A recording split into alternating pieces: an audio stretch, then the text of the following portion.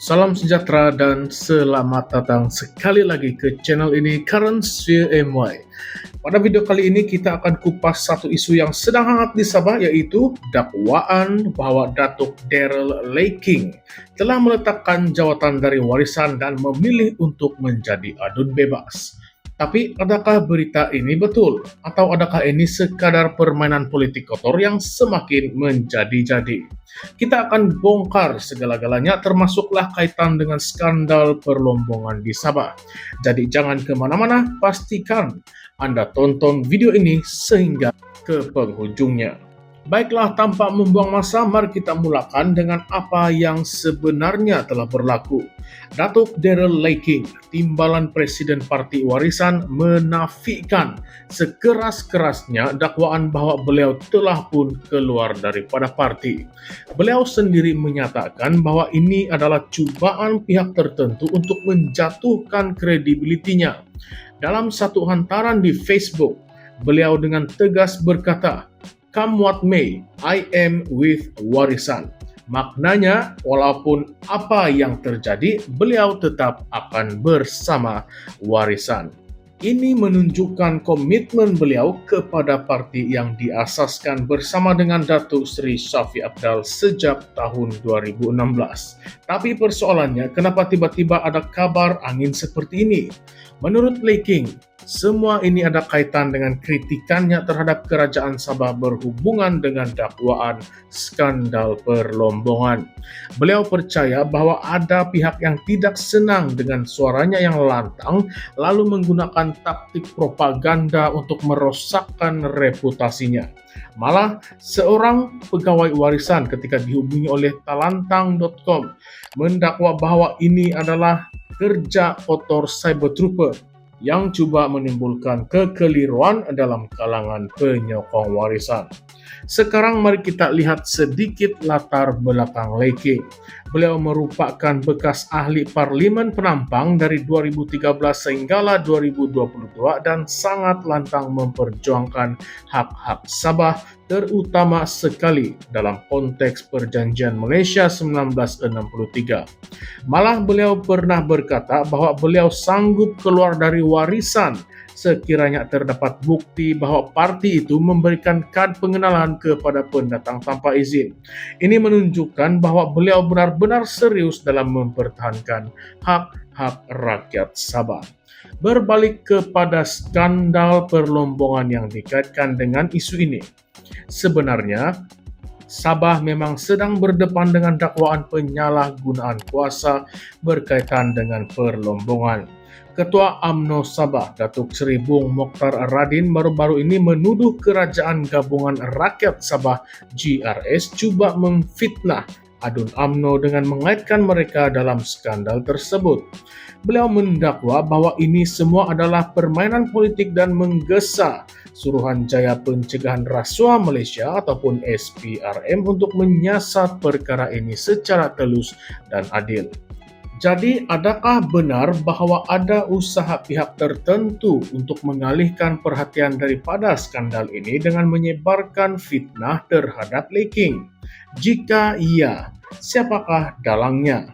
Apakah motif sebenar di sebalik penyebaran berita palsu ini? Dalam politik Sabah, fitnah dan propaganda memang bukanlah perkara yang baru. Kita pernah melihat bagaimana maklumat palsu digunakan untuk mencipta persepsi negatif terhadap pemimpin tertentu. Tapi adakah rakyat masih mudah terpedaya? Dalam era digital sekarang, maklumat boleh tersebar dengan pantas. Satu fitnah yang diulang-ulang boleh menjadi kebenaran di mata masyarakat jika tidak ditangkis dengan fakta yang sahih. Sebab itu kita sebagai rakyat harus lebih bijak menilai dan menyaring maklumat sebelum mempercayainya bulat-bulat.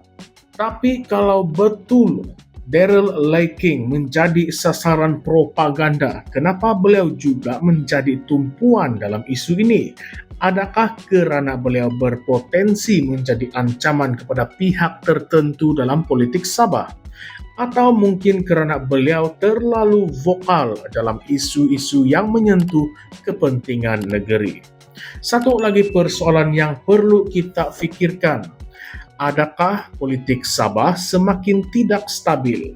Kita lihat sendiri bagaimana perpecahan dalam kalangan pemimpin negeri boleh menjejaskan hala tuju pembangunan Sabah.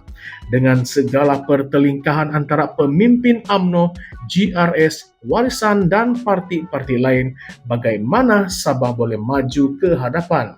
Sampai bila politik Sabah akan dipenuhi dengan drama dan pergolakan yang tidak berkesudahan. Selain itu, bagaimana dengan peranan SPRM dalam menyiasat skandal perlombongan ini? Adakah badan ini benar-benar bebas atau ada tangan gaib yang coba mempengaruhi siasatan?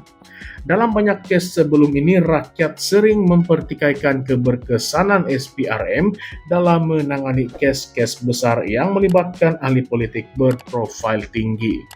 Adakah kali ini siasatan akan berjalan dengan telus, atau adakah kita akan melihat satu lagi episode gajah sama gajah berjuang pelanduk mati di tengah-tengah? Satu lagi perkara yang kita tidak boleh abaikan adalah bagaimana media memainkan peranan dalam membentuk persepsi rakyat.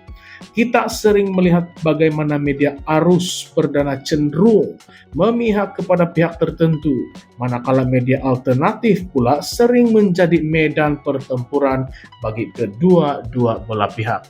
Jadi, bagaimanakah rakyat boleh membezakan antara fakta dan propaganda?